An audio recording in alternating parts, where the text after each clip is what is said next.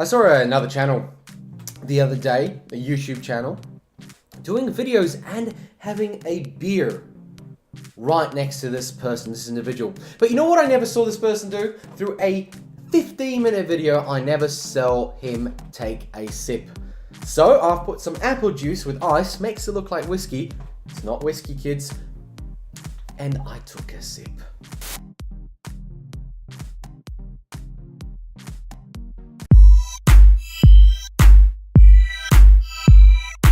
Guys, welcome to today's episode of a channel, a different type of direction I'm going in for now for these videos. It's a bit more educational, bit more chatty, bit more what grinds my gears, and I call this shit show.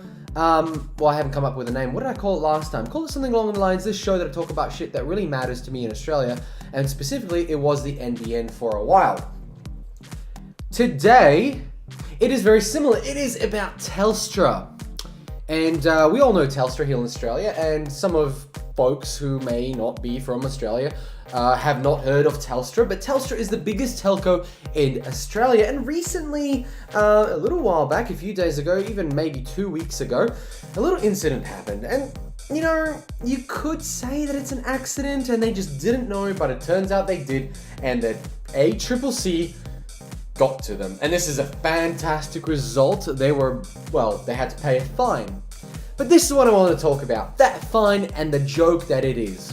Look, let me tell you a bit about what happened for those who don't know. Ordinarily, when you get caught stealing, you have to pay the money back. And punishment you receive is meant to dissuade you from stealing again, right? Usually you cut your hands off or something along those lines. Well, unless you're a major Australian corporation, in which case you can steal tens of millions of dollars from your valued customers, pay a fine, then represents a tiny portion of what you pinched, issue a few million in refunds, and then, keep the rest of the profits you've made. So, introducing Telstra and a third-party premium direct billing scam, which netted Australia's telco, how much did it net? A cool 45 million in profits after fines and refunds. Yes, my friends, they managed to scam out $45 million in profits from people who use their service, pay a $10 million fine, so altogether I think it was about 55 million, and get away with it. How amazing. Just a moment to drop the mic. So here's the thing, right? By the way, this mic isn't actually working. I thought I could get it to work, and it's a nice little thing to have, but again, it's not working. So the thing here is that Telstra has managed to pull off one of the coolest, smartest, and they should make a movie about it, scam, by charging folks for things like ringtones or premium services, stupid stuff that you might not even agree to, and you just suddenly get billed, and then you don't check what you got billed $1, $2 for.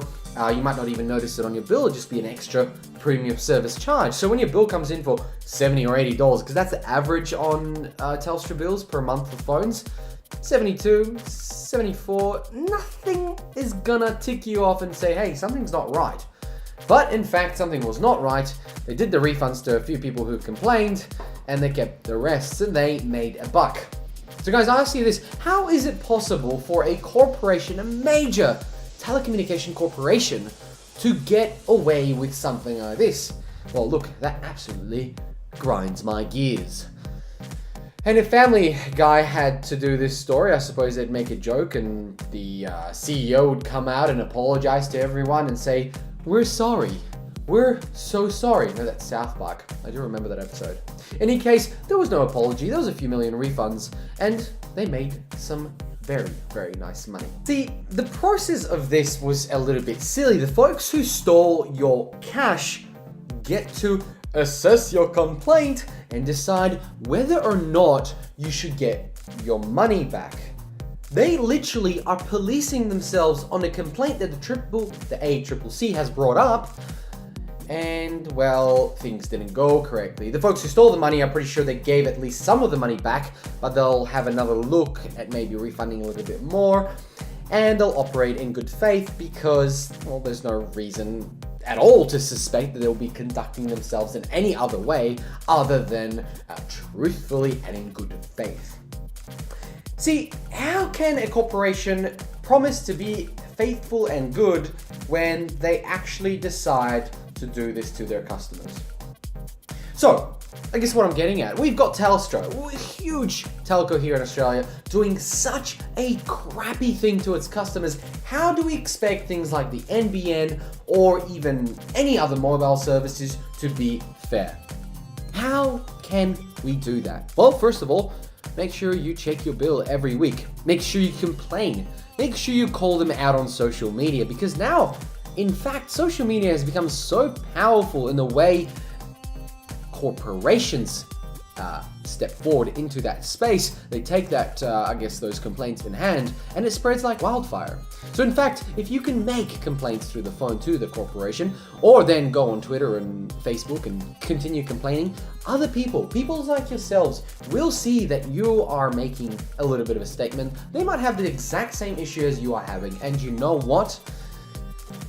There is power in numbers. There is absolutely a lot of power in numbers.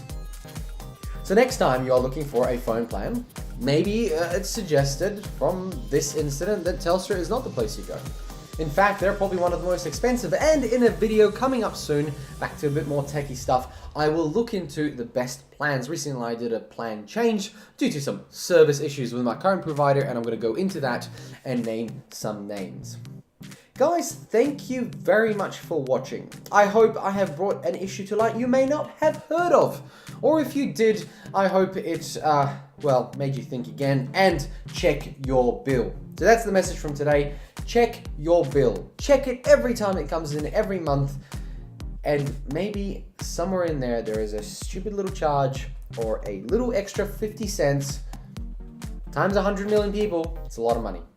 Guys, thank you very much. I'll catch you in another video. Let me know what you think of these videos like this, and take care. Be well. And I'm not going to drop the mic. It's glass. I wouldn't want to drop the mic. I don't want to break this lovely table. Guys, catch you later.